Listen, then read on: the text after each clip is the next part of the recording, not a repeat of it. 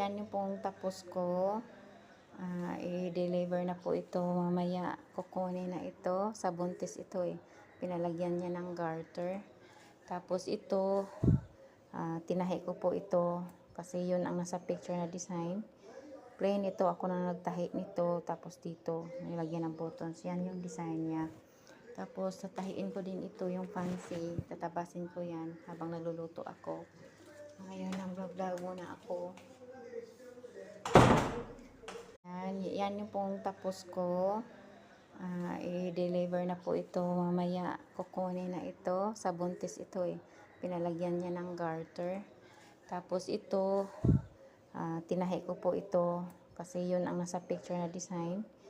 Plain ito. Ako na nagtahi nito. Tapos dito, nilagyan ng buttons. Yan yung design niya.